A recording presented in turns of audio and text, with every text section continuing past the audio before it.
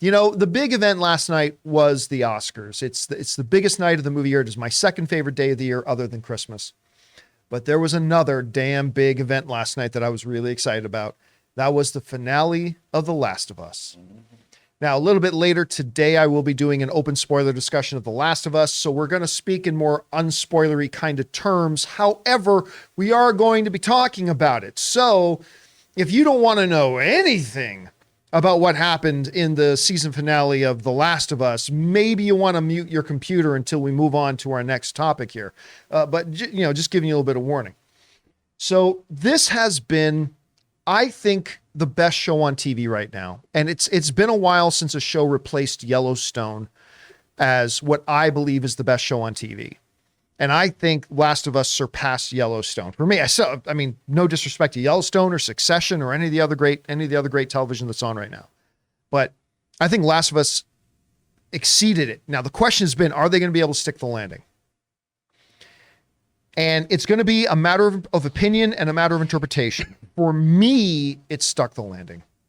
It absolutely stuck the landing.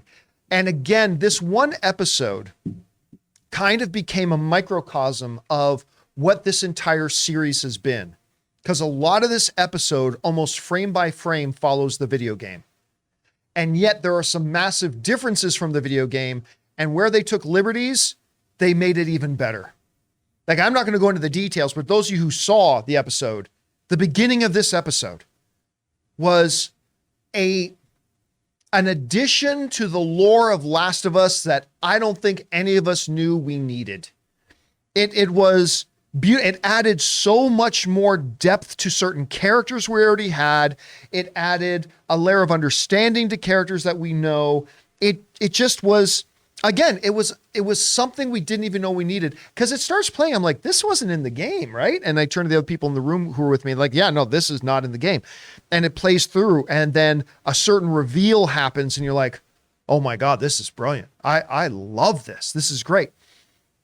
And then from there on, they pretty much beat by beat follow the game and how the first game of The Last of Us concludes. And I thought it was banger. I thought it was absolutely wonderful. I loved it.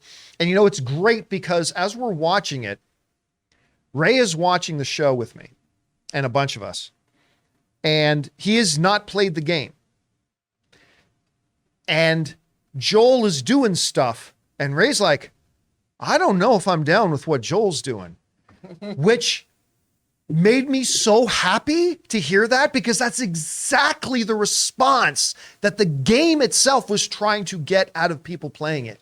That you are supposed to become, as a person, torn and divided in amongst yourself about whether or not you're down with what Joel's doing. Some people will say yes, some people will definitely say no, but that was his response, that it was supposed to thrust us as viewers into this context that Joel finds himself thrust into. And it leaves the audience asking, do I agree with what Joel's doing? And it's supposed to make us think, and it's supposed to divide us. And I remember as Ray said that, I remember thinking, well, damn, it really worked. Because I didn't know. I knew it worked in the game. I didn't know if it would work in the TV show. And just the fact that Ray said that out loud, I went, well, there you go. It works. And the only thing that sucked about the finale of Last of Us for me was the fact that we now probably have to wait 1.5 to 2 years for the next episode. Because the way that episode ends, the way that thing ends, which is exactly where it was supposed to end, just leaves you going, I got to see how this plays out next week. But there is no next week. There is next year, or maybe 2 years from now. Anyway, Chris, I loved the finale. I think they stuck the landing. I don't think it was the best episode of the season per se, but I thought they did a great job. What did you think about this season finale of The Last of Us? It was great. We rewatched it this morning, and when that end beat happens, because Logan didn't get this far in the game, right? He screamed. It was like, what? No! Why is this the end? But all of us here, we double checked too. Jonathan was playing like a reaction video so we could make sure it was beat for beat the ending, and sure enough, it was. So they did a really, really great job on this. One of the most beautiful, magical moments in the game too is done so well here, and it's so nice and heartwarming and lovely.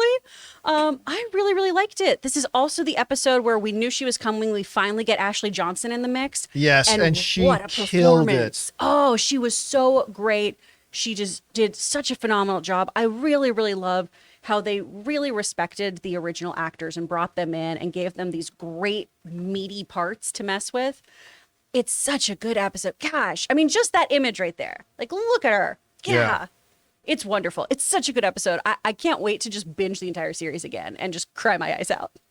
I remember when I mentioned Anne, that's the little cleric from Vox Machina. She goes, oh, okay, because we really like Vox Machina.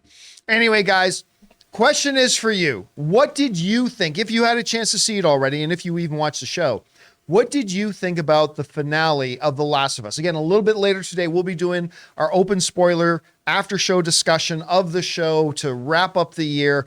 Come on back and join us a little bit later today. But what did you think about it? Jump down into the comment section below and let us know your thoughts.